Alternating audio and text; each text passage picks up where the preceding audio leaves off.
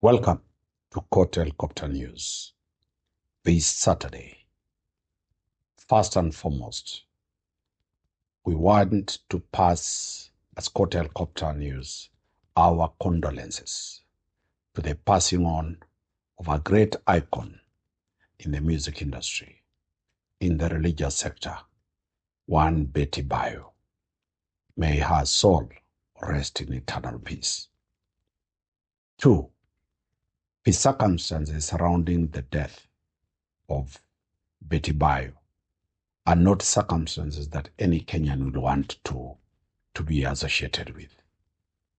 She went to a private hospital and she could not be treated until she pays a certain amount of money that was required by that facility.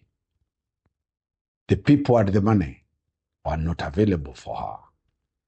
By the time they came and paid the money, still the facility said it does not have the requisite technical personnel and procedures or infrastructure to do that.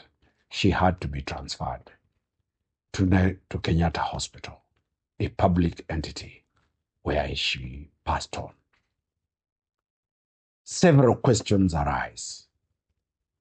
Can one be denied medical treatment because you don't have a deposit? Can one be denied a life-saving treatment just because she or he does not have that money? Look at this. You get an accident at midnight when you're rushing home. You have money in the bank. You are not able to call your people to come and get you that money. You have billions in your account. You have a lot of money in your M-Pesa account, but you are carried by a good Samaritan. That good Samaritan takes you to the hospital. That good Samaritan has no money to pay for you. She or he does not know you. When the hospital says 1 million deposit, 500 deposit before you are treated. That scenario. What does the law say about it? 2, you are having a blood clot. A blood clot does not need more than 3-4 hours before it kills. You are here screaming in a hospital, saying, I have money, please treat me. The doctors look aside. The first issue that we look at, who is a medical doctor? A medical doctor is somebody who has been licensed to give back to the community by treating people. The doctors take an oath called the Hippocratic Oath. And that oath is to preserve life, to sustain life, to prolong life, to treat so that those who are likely to die from any form of medical condition can be cured. They cannot decide who to treat because of race, because of color, because of everything. Everybody's life must be saved. And today's explainer is found nowhere than in the Constitution of Kenya. Kenyans, on the 27th of August 2020, passed a constitution. They had looked at the commercialization of hospitals, the commercialization of trying to save life, where people were dying because they could not access their money. And put this, and I want to read it loud and clear, for every doctor, for every clinical officer, for every hospital, whether private with the public. If you didn't know, the Kenyans passed the law. And that law is the Constitution of Kenya, Article 43, where it says economic and social rights. In Article 43, sub-Article 2, it goes, every person has the right, A, to the highest standard of health, which includes the right to health care services, including reproductive health care.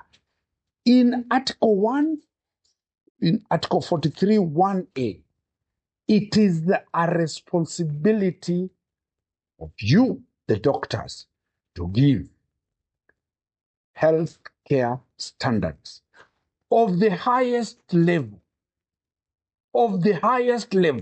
and I repeat, the highest attainable health, which includes the right to health care services.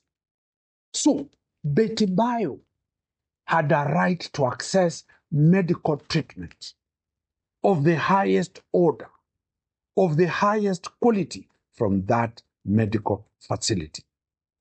That is the Constitution of Kenya.